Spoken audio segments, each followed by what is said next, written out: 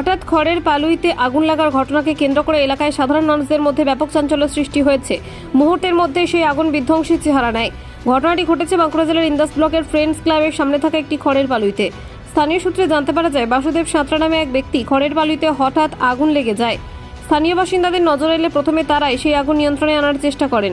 খবর দেওয়া হয় সোনামুখী ফায়ার ব্রিগেডকে এবং তড়িঘড়ি ফায়ার ব্রিগেডের একটি ইঞ্জিন ঘটনাস্থলে পৌঁছে আগুন নিয়ন্ত্রণে আনেন। আশেপাশে বসতবাড়ি থাকলেও কোনো ক্ষয়ক্ষতি হয়নি। তবে কিভাবে খড়ের পালুইতে আগুন লাগলো ইতিমধ্যেই তার তদন্ত শুরু করেছে প্রশাসন। সোনামুখী ফায়ার ব্রিগেডের ওসি অরিন্দম রায় বলেন, সাধারণ মানুষদের সহযোগিতায় আমরা ঘটনাস্থলে পৌঁছে আগুন নিয়ন্ত্রণে এনেছি। তবে ঠিক কিভাবে আগুন লাগলো তা এখনই স্পষ্ট করে বলা সম্ভব নয়। কিভাবে লাগলো এটা বলতে পারবো না, কেন আমি ঘুমাচ্ছিলাম তো আমার স্ত্রী উঠেছে আমাকে যে আগুন লেগে গেছে এখানটায়, তুমি উঠো। মানে তখন মানে একটা সাইড ধরে গেছে।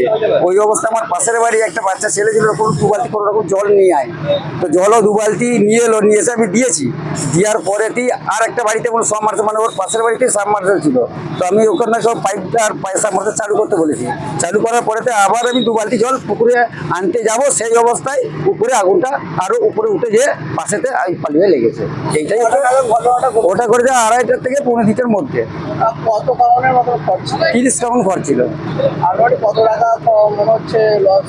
এটা বলো মিনিমাম আমরা 60,000 টাকা তো অবশ্যই, সেটাই 60-65,000 টাকা অবশ্যই। আপনার নাম? প্রদীপ পণ্ডিত। বিড়ি পিড়ি খায়, সিগারেট খায়, ফেলে দিয়ে যেতেও পারে, আবার কিরকম করে কি হয়েছে ঠিকঠাক করে বলতে পারছি না আমি। দেখা যাচ্ছে কি একটা ফায়ার ব্রিগেডের ইঞ্জিনিয়ার এসে তখন খবর দিলে নেই, আর ফায়ার ব্রিগেডের আপনার ইঞ্জিনটা এসছে মোটামুটি ওনাদেরকে আপনার 3:30-এর পরেতেই আপনার খবর দেওয়া হয়েছে। তো খবর দেওয়ার পরেতেই ওনারা তারপরে এসেছেন। এটাতে কারো কি ক্ষতি হয়েছে? শুধু খড়ি হয়ে গেছে না অন্য কারোর ক্ষতি কিছু হয়েছে?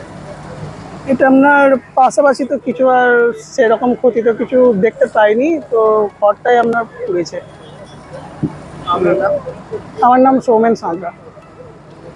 এটা আপনাদেরই ছিল তাই? হ্যাঁ হ্যাঁ, এটা তো আপনাদের একটু দরকার, ফায়ার ব্রিগেড এলে ভালো হয়। তো আমরা মোটামুটি 4:30 নাগাদ খবর পেয়েছিলাম, যতদূর সম্ভব, তাই তো 4:30। হ্যাঁ, তো তারপরে আমরা আসি, খুব দ্রুততার সঙ্গে এসে আমরা দেখি যে মোটামুটি আগুন বিভৎস অবস্থায় ছিল, কিন্তু আমাদের একটি ইঞ্জিন, 2টি জেটের সাহায্যে এবং আমাদের হোন্ডা পাম্পও আমরা ব্যবহার করার জন্য রেডি করেছি। তো সেটা এবং ইন্দাস থানার যিনি আধিকারিক ছিলেন তাদের সহযোগিতা এবং গ্রামবাসীদের টোটাল সহযোগিতায় আগুন না ছড়ায়নি, আমরা টোটাল আগুন নিয়ন্ত্রণ এবং সম্পূর্ণ নিভিয়ে ফেলেছি।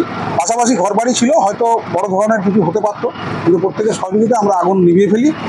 এখন পর্যন্ত আগুনের আর কোনো কিছু নেই, এখানে আমরা আগুন সম্পূর্ণরূপে নিভে গেছে।